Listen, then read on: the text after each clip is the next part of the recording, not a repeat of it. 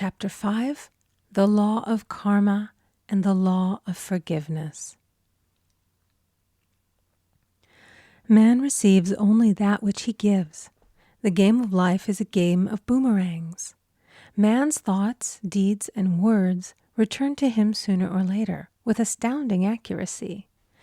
This is the law of karma, which is Sanskrit for comeback.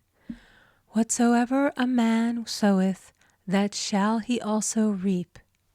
For example, a friend told me this story of herself, illustrating the law. She said, I make all my karma on my aunt. Whatever I say to her, someone says to me.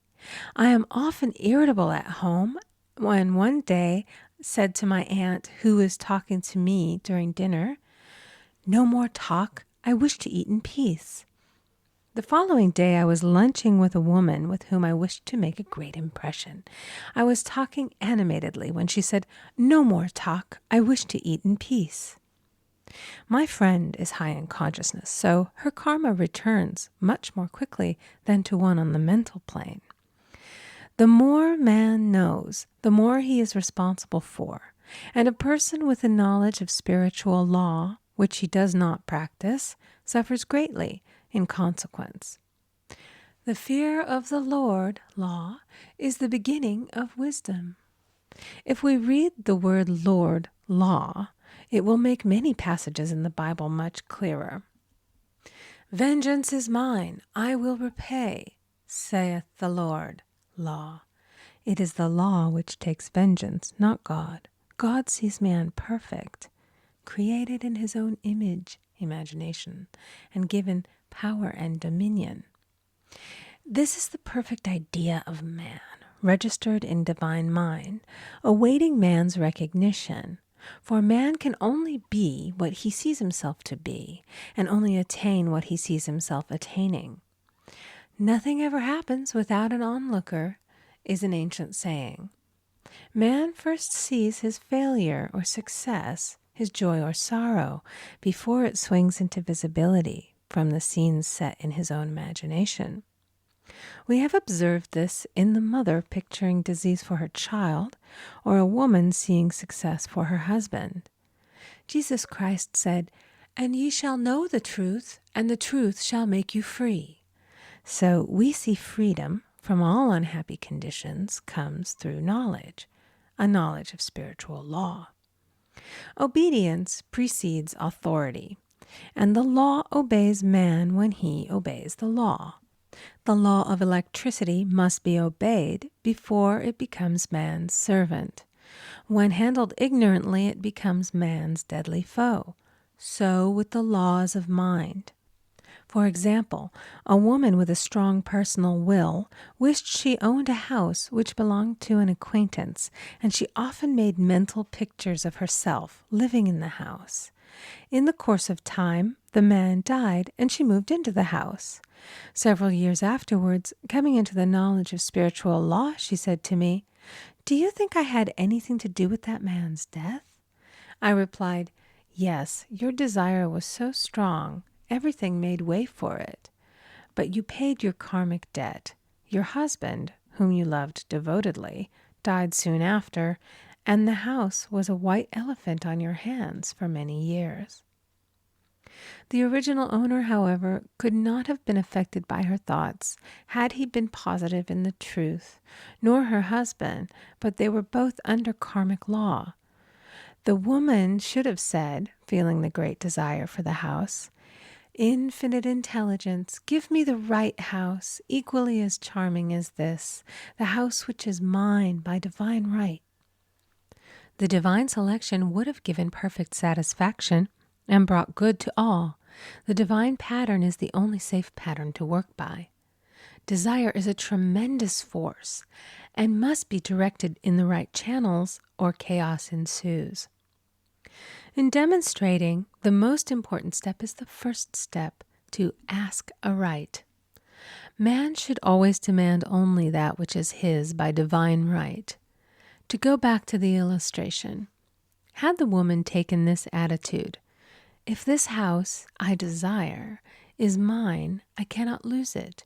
If it is not, give me its equivalent," The man might have decided to move out harmoniously had it been the divine selection for her, or another house would have been substituted.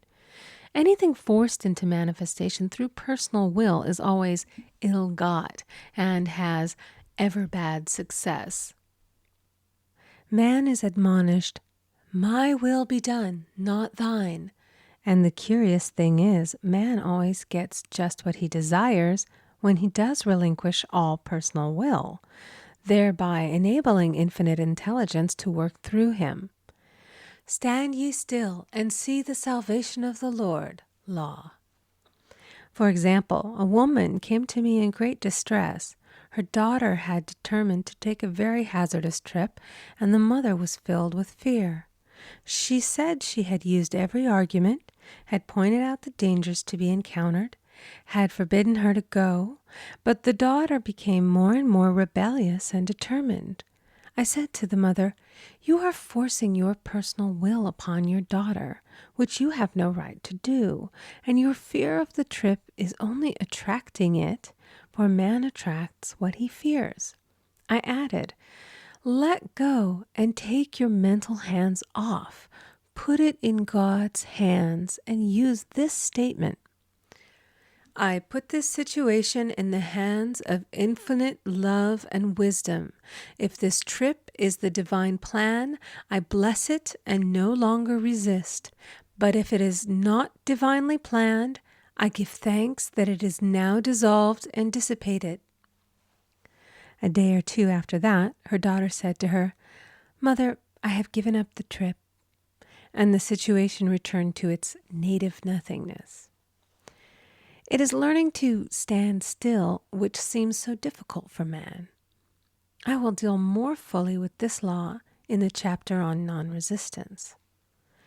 I will give another example of sowing and reaping, which came in the most curious way. A woman came to me saying she had received a counterfeit $20 bill given to her at the bank. She was much disturbed, for, she said, "The people at the bank will never acknowledge their mistake." I replied, "Let us analyze the situation and find out why you attracted it." She thought a few moments and exclaimed, "I know it. I sent a friend a lot of stage money just for a joke." So the law had sent her some stage money, for it doesn't know anything about jokes. I said, "Now we will call on the law of forgiveness and neutralize the situation." Christianity is founded upon the law of forgiveness. Christ has redeemed us from the curse of the karmic law, and the Christ within each man is his redeemer and salvation from all inharmonious conditions. So I said, "Infinite Spirit, we call on the law of forgiveness and give thanks that she is under grace and not under law, and cannot lose this $20, which is hers by divine right." Now, I said, go back to the bank and tell them, fearlessly, that it was given you there by mistake. She obeyed, and to her surprise, they apologized and gave her another bill, treating her most courteously. So knowledge of the law gives man power to rub out his mistakes. Man cannot force the external to be what he is not. If he desires riches, he must be rich first in consciousness. For example, a woman came to me asking treatment for prosperity. She did not take much interest in her household affairs, and her home was in great disorder. I said to her, "If you wish to be rich, you must be orderly. All men with great wealth are orderly, and order is heaven's first law." I added, "You will never become rich with a burnt match in the pincushion." She had a good sense of humor and commenced immediately putting her house in order. She rearranged furniture, straightened out her bureau drawers, cleaned rugs, and soon made a big financial demonstration, a gift from a relative. The woman herself became made over and keeps herself keyed up financially by being ever watchful of the external and expecting prosperity, knowing God is her supply.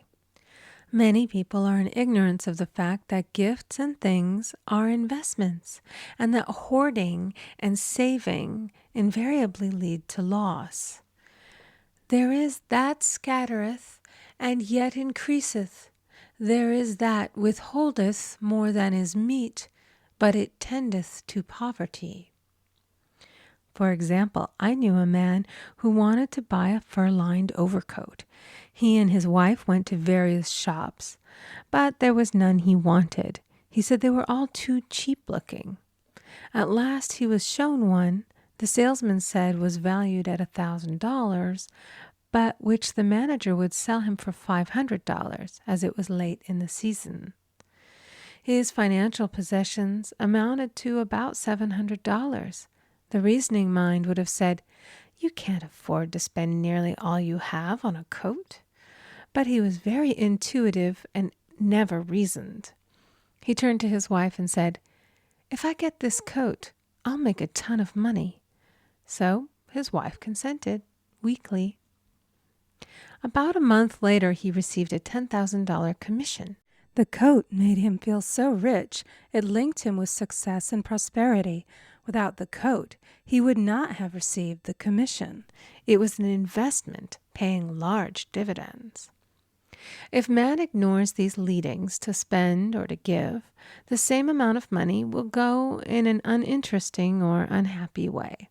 For example, a woman told me on Thanksgiving Day she informed her family that they could not afford a Thanksgiving dinner. She had the money, but decided to save it. A few days later, someone entered her room and took from the bureau drawer the exact amount the dinner would have cost. The law always stands back of the man who spends fearlessly with wisdom. For example, one of my students was shopping with her little nephew. The child clamored for a toy, which she told him she could not afford to buy. She realized suddenly that she was seeking lack and not recognizing God as her supply. So she bought the toy and on her way home picked up in the street the exact amount of money she had paid for it. Man's supply is inexhaustible and unfailing when fully trusted, but faith or trust must precede the demonstration. According to your faith, be it unto you. Faith is the substance of things hoped for and the evidence of things not seen. For faith holds the vision steady, and the adverse pictures are dissolved and dissipated, and in due season we shall reap, if we faint not. Jesus Christ brought the good news, the gospel, that there was a higher law than the law of karma, and that law transcends the law of karma. It is the law of grace or forgiveness. It is the law which frees man from the law of cause and effect, the law of consequence. Under grace, not under law. We are told that on this plane, man reaps where he has not sown. The gifts of God are simply poured out upon him. All that the kingdom affords is his. This continued state of bliss awaits the man who has overcome the race or world thought. In the world thought there is tribulation, but as Jesus Christ said, "Be of good cheer, I have overcome the world." The world thought is that of sin, sickness, and death. He saw their absolute unreality and said, "Sickness and sorrow shall pass away, and death itself, the last enemy, be overcome." We now know, from a scientific standpoint, that death could be overcome by stamping the subconscious mind with the conviction of eternal youth and eternal life. The subconscious, being simply power without direction, carries out orders without questioning. Working under the direction of the superconscious, the Christ or God within man, the resurrection of the body would be accomplished. Man would no longer throw off his body in death. It would be transformed into the body electric, sung by Walt Whitman, for Christianity is founded upon the forgiveness of sins and An empty tomb. End of chapter 5. Recording by Amy Conger.